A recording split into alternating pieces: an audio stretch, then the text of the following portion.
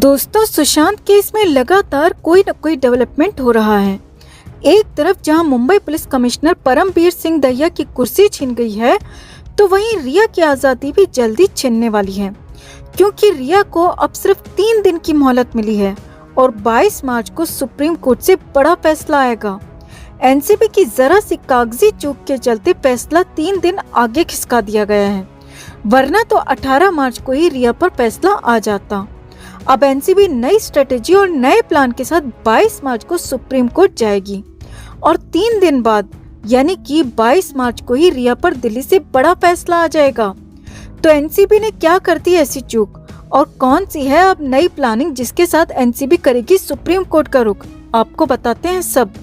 आप भी इस वीडियो को शेयर करें और कमेंट भी जरूर करें। तो रिया को बॉम्बे हाई कोर्ट ने सुशांत केस से जुड़े ड्रग मामले में नियमित जमानत दी थी। उस आदेश में हाई कोर्ट ने ये दर्ज किया था कि सिर्फ गांजा खरीदने के लिए किसी को पैसे देना और गांजा मिलने के बाद उसे जांच एजेंसी से छिपा देना ड्रग का व्यापार करने की श्रेणी में नहीं आता। इसीलिए रिया चक्रवर्ती पर एनडीपीएस एक्ट की धारा 27A का मामला नहीं बनता और रिया चक्रवर्ती को ये कहते हुए ही जमानत दे दी गई थी। अब हाई कोर्ट ने रिया को जमानत देते वक्त एनसीबी की तरफ से दर्ज किए गए मुकदमे पर कुछ टिप्पणियां भी की थीं और हाई कोर्ट की इन टिप्पणियों से ही एनसीबी के केस में काफी असर पड़ गया।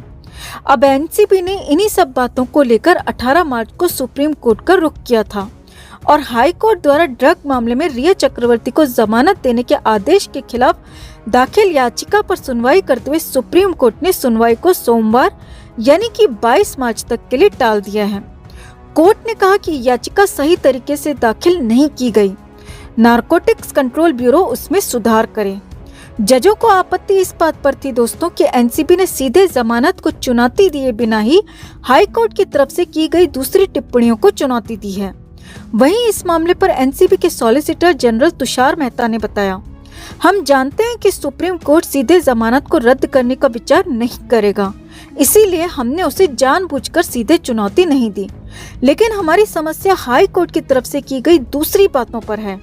हाई कोर्ट ने रिया चक्रवर्ती को जमानत देते वक्त जो तर्क दिए थे उनसे एनडीपीएस एक्ट से जुड़े सभी मुकदमों पर असर पड़ रहा है।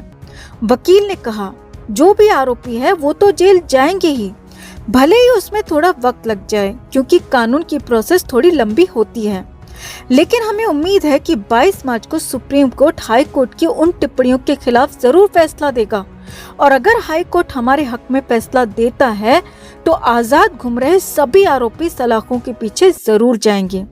अब इस मामले को लेकर कोर्ट में जो हुआ उसे हम आपको सहशब्द बताते हैं दोस्तों। तो सुप्रीम कोर्ट के 3 जजों की बेंच की अध्यक्षता कर रहे जस्टिस एस.ए. बोबडे ने एनसीबी को कहा कि हमें ये नया चलन समझ नहीं आता। आपने जमानत को चुनौती नहीं दी है, लेकिन जमानत देते वक्त कही गई दूसरी बातों को चुनौती दी। क्या मुख्य आदेश को चुनौती दिए बिना सिर्फ आदेश में दर्ज की गई टिप्पणियों को हटाने की मांग की जा सकती है? इस पर एनसीबी के सॉलिसिटर जनरल ने कोर्ट के संकेत को समझ लिया। वो समझ गए कि कोर्ट सीधे जमानत को रद्द नहीं करेगा, इसीलिए उन्होंने याचिका में सुधार करने की बात कही। एनसीबी के सॉलिसिटर ने कहा कि वो याचिका में सुधार कर उसे दोबारा सुप्रीम कोर्ट में पेश करेंगे। इस पर कोर्ट ने वकील की बात को मानते हुए रिया चक्रवर्ती वाले मामले को 3 दिन के लिए टाल दिया और अब 22 मार्च को अगली सुनवाई के आदेश दिए हैं। अब कानून के जानने वाले लोगों की माने दोस्तों तो 22 मार्च की तारीख एनसीबी के लिए काफी महत्वपूर्ण साबित हो सकती है, क्योंकि अगर सुप्रीम कोर्ट हाई कोर्ट की टिप्पणियों को नकार देता है तो रिया चक्रवर्ती और उसकी गैंग का बच पाना मुश्किल होगा।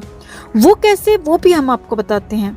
अगर टिप्पणियां हटा ली जाती हैं तो गांजा चोरी छिपे रखने वाला, गांजे के लिए पैसे देने वाला और ब्यूरो से ये सब बातें छिपाने वाला, साथ ही साथ गांजा खरीदने वाला भी एनडीपीएस एक्ट की धारा 27A के अंतर्गत आएगा।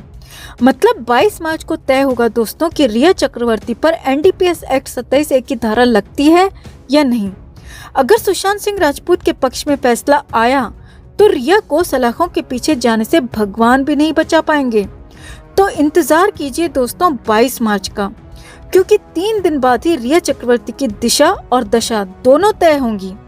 दोस्तों, हम लगातार आपसे कहते आए हैं कि अपना धैर्य और जोश बनाए रखें, इस लड़ाई में हमारे साथ यूं ही बने रहें और देखिए, देर से ही सही, धीरे धीरे रिया के सजा के दरवाजे खुल रहे हैं। और ये तो सिर्फ एनसीबी का मामला है, अभी सीबीआई की लड़ाई भी हमें जारी रखनी है दोस्तों। तब तक लड़ते रहना है, तब तक आवाज उठाते रहना है, जब तक हम इस चुड़ैल को सीबीआई की तरफ से सुशांत केस में सजा न दिला दें। इसीलिए इस लड़ाई में यूं ही हमारा साथ देते रहें दोस्तों, क्योंकि हम मिलकर ही ये जंग जीत पाएंगे, सुशांत को इंसाफ दिला पाएंगे। जस्टिस फॉर सुशांत के लिए इस खबर को ज्यादा से ज्यादा लाइक और शेयर करना ना भूलें। दोस्तों, एक गजब की खबर आ रही है बॉलीवुड हीरो रणवीर सिंह और उसकी कार को लेकर। इतने दिनों से तो लोग सिर्फ कह रहे थे कि उन्हें घृणा होती है, उन्हें बहुत गंदा लगता है इन बॉलीवुड वालों को देखकर। कितना गंदा लगता है, उस गंदेपन का पैमाना क्या है, अब तक समझ नहीं आ रहा था।